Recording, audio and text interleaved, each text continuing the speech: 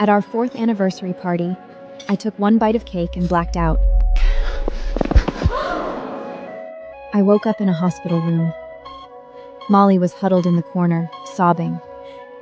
I'm sorry, I thought Mrs. Cross was just being picky. I had no idea her mango allergy was that serious. Last time a chef accidentally served me mango, Alvin shut the restaurant down. But this time, Alvin stayed silent for a long moment. Valerie, she didn't mean to. It's not a big deal. The exact words from his nightmare. I almost died, and you're telling me she didn't mean to? I just don't want some nobody ruining our anniversary. So, what do you want? I want her gone from Cross Holdings. Mr. Cross, Whatever you want. I've got work at the office. I'll check on you later. You, gone by tonight. My friends relaxed. I thought he'd let her off the hook. Guess he was just teasing you because you were upset. I smiled, but the unease in my chest wouldn't settle. Then my phone buzzed. A text from Alvin. I let out a breath. Maybe I was just overthinking it. That night, I went to Nocturne Club. I stood outside the private room, hand on the door, when laughter spilled out. Through the crack, I saw Molly, the one he'd fired, sitting right beside Alvin, beaming. In front of her was a whole table of mango desserts. Honestly, Alvin, if Valerie knew you kept Molly as your assistant, she'd lose it. My grip tightened on the handle. Alvin ruffled Molly's hair, doting on her. Valerie won't find out. Molly's been with me since she graduated. I can't just leave her out in the cold. Molly graduated a year ago. He'd been cheating on me for a whole year. But Alvin, aren't you scared that dream might come true? In the dream, Valerie's parents hid her from me. But if they went bankrupt, no hard capital, no safety net, she could never leave me. Molly nestled into Alvin's arms, shot a smug glance at the door, then fed him a spoonful of mango cake. Besides, you have no idea how much Valerie loves me. Ever since I told her about that dream, she's clinged to me, terrified it'll come true. A woman like that, she'd never leave me over one little slip. Must be nice being the favorite. You get away with everything. I turned and walked away, my stomach churning. Halfway down the hall, it hit me. Nocturne Club was the exact club Alvin had avoided ever since that dream. I went to my parents' house. One look at my pale face and they panicked. Val, what happened? Did Alvin do something to you? Don't jump to conclusions. To reassure us, Alvin even signed uncontested divorce papers before they got married. He'd never hurt our girl. My head snapped up. Divorce papers? Where are they, Mom? Give them to me. Now! Half an hour later, the lawyer placed the file in my hands. Last page. Alvin's signature, right there. The knot in my chest loosened, and then the grief nearly drowned me. Mr. Cross also signed a waiver of service so we can finalize the divorce without him ever showing up. I nodded and signed my name next to his. After the lawyer left, I told my parents everything. Hart Capital already had a London expansion plan on the table. Let's move the core assets there. The moment my divorce is finalized, we're leaving New York. That night, I had a dream. In it, Alvin fell for that waitress.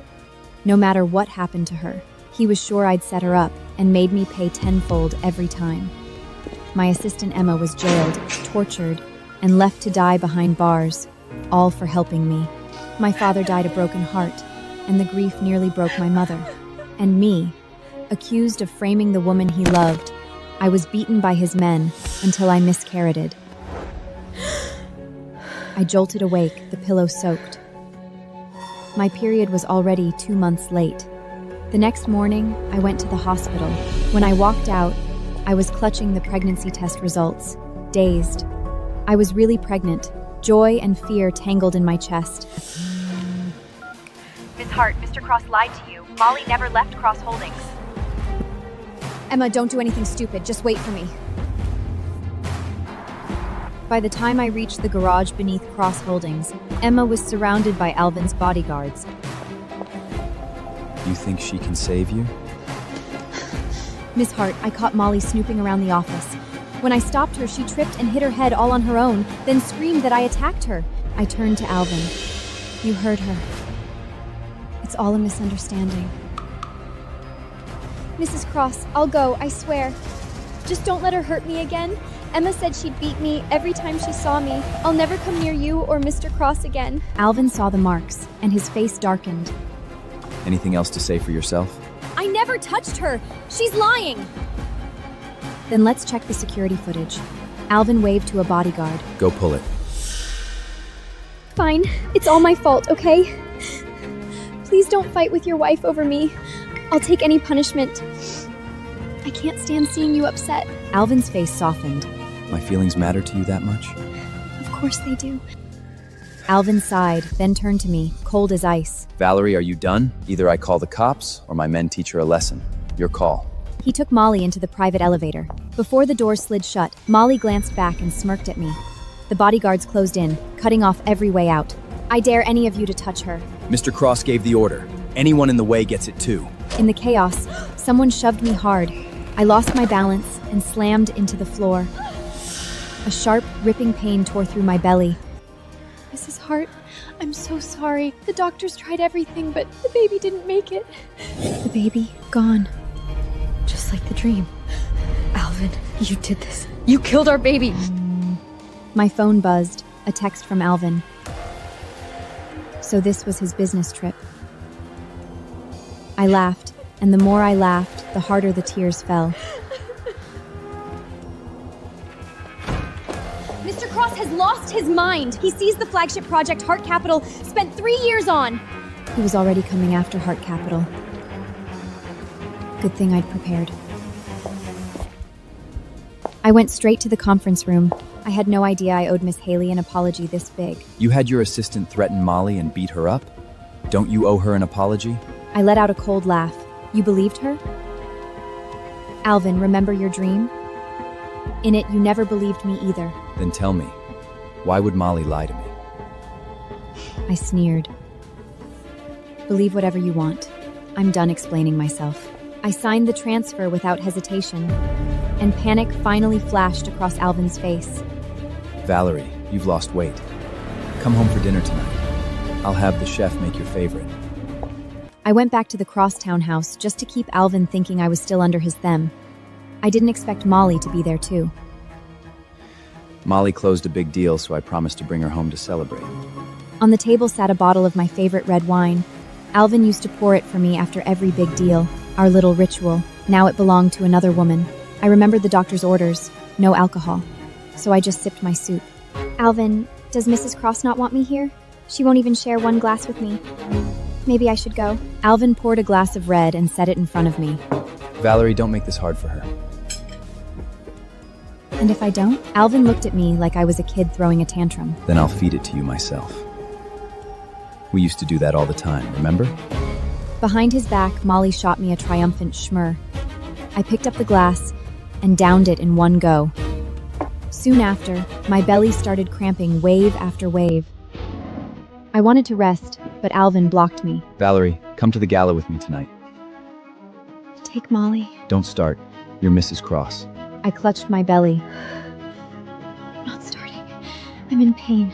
Alvin studied my pale face, and something like sympathy flickered, then hardened just as fast. You used to pull this exact act whenever you wanted to skip an event. Alvin dragged me to the gala, Molly right behind him. They worked the crowd while I, the rightful Mrs. Cross, was left standing alone. The cramping in my belly grew worse. Valerie, you okay? Noah Grant. He'd worked with Heart Capital. I'm fine.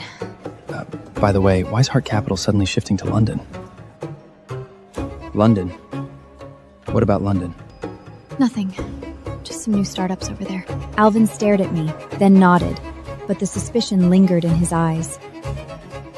Molly, stay here with Valerie. Of course. I'll take good care of Mrs. Cross. The second he left, her meekness vanished. How does it feel, watching the man who used to adore you get taken away? How does it feel to live on my leftovers?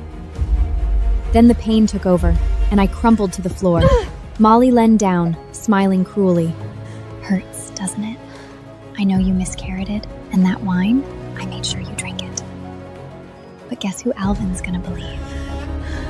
Ah! Oh my god, Mrs. Cross! What's wrong? Alvin, I swear I didn't touch her. She said she'd make me pay, then just threw herself down. Alvin called for the footage. The video clearly showed me collapsing on my own. Valerie, having fun? I was in too much pain to speak. All I could do was watch him leave. Valerie, will you be my girlfriend? Valerie, marry me. That boy who once chased after me, and this man walking away with another woman blurred into one. I closed my eyes. Half conscious, I heard Noah call my name and felt him lift me into a car. Noah, where the hell are you taking my wife? She collapsed. I was taking her to the hospital. My wife, not your concern. Wait, is that blood on her clothes? Valerie, quit faking it. It's just your period. I forced my eyes open. Seeing me wake, Alvin relaxed. Then an I knew it look crossed his face. Why'd you go off with him? Are you that desperate for any man? I don't want to die. Anyone but you. Fine. That's just great. He hauled me back and shoved me at the housekeeper. She can't stay away from other men. Lock her in the cellar until she comes to her senses. The housekeeper opened her mouth, but didn't dare say a word. Alvin knew the dark was my worst fear, and he still locked me in that pitch-black cellar. For 3 days down there, I really thought I'd die, but somehow I made it. On the 3rd day, the cellar door opened. I walked out. When the first sunlight hit me, I felt reborn. I called my parents. Dad, is the asset transfer done? Good. I'm getting the divorce judgment now. See you at the airport. I hung up, walked forward, and never looked back.